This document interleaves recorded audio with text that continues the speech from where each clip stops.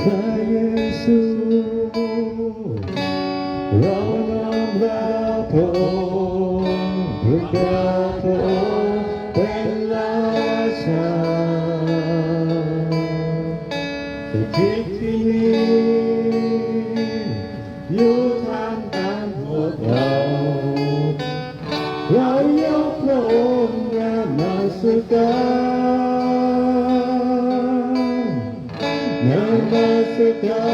รเป็นบัลลังก์พระองค์นมัสการเป็นบัลลังก์พระองค์นมัสการเป็นบัลลังก์พระองค์เชิญพระเยซูประทับที่นี่พระเยซูเราน้อมรับพระองค์ประกาศพระองค์เป็นราชาสถิตที่นี่อยู่ท่ามกลางพวกเรายกพระองค์นมัสการนมัสการเป็นบัลลังก์พระองค์นมัสการเป็นบัลลังก์พระองค์นมัสการเป็นบัลลังก์พระองค์เชิญพระเยซูประทับที่นี่นมัสการเป็นบัลลังก์พระองค์นมัสการเป็นบัลลังก์พระองค์นมัสการเป็นบัลลังก์พระองค์เชิญพระเยซูประทับที่นี่เชิญพระเยซูเชิญพระเยซูประทับที่นี่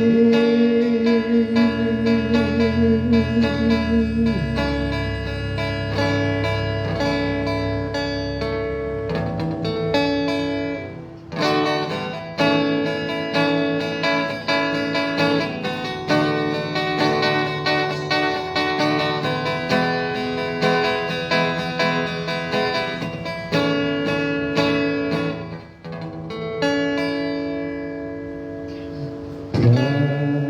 สิริโอ้พระสิริ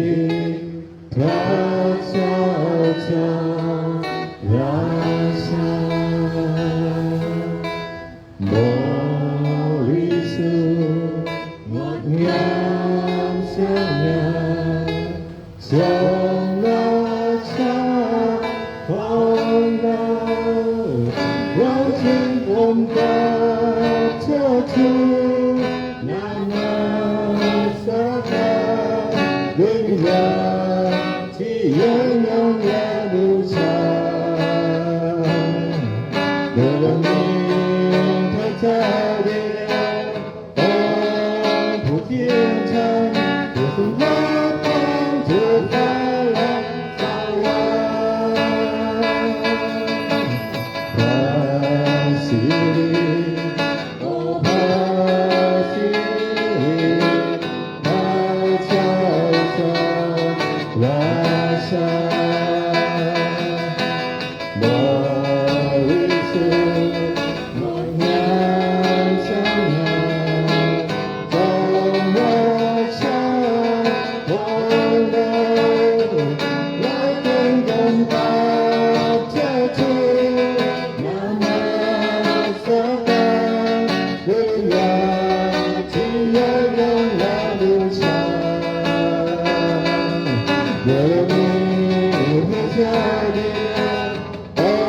งค์ผู้เที่ยงธรรมผู้ทรงรับความทุกข์และสวรรค์เราจึงก้มกราบเทิดทูนนมัสการด้วยวิญญาณที่ยังยงและบูชาโดยมีพระเจ้าเดี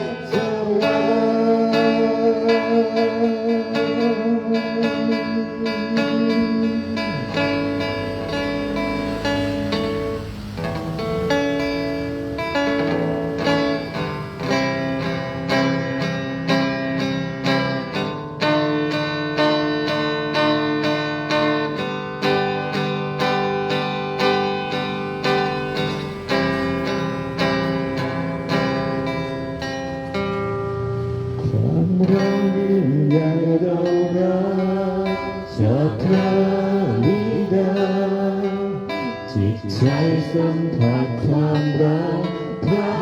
องค์รักยิ่งมันเสมอ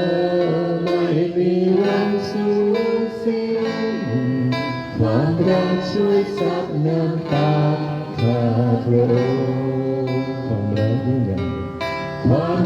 ยิ่งใหญ่เรารักจากพระบิดาจิตใจสัมผัสความรักพระองค์เรายืนมั่นเสมอไม่มีวันสูญสิ้นความรักช่วยซับน้ำตาข้าพระองค์เหตุผลสัมผัสความรักพระบิดาความรักยิ่งใหญ่เรือนใจของเราความรักของพระเยซูอยู่เต็มหัวใจความรักซึ่งแสนสว่างแต่ประเสริฐฮาเลลูยาฮาเลลูยาฮาเลลูยาฮาเลลูยาความรักยิ่งใหญ่ความรักยิ่งใหญ่เรารักจากพระบิดาจิตใจสัมผัสความรักพระองค์รักยิ่งมั่นเสมอไม่มีวันสูญสิ้นความรักช่วยซับน้ำตาข้าพระองค์เหตุผลสัมผัสความรักพระบิดาความรักยิ่งใหญ่เรือนใจของเราความรักของพระเยซูอยู่เต็มหั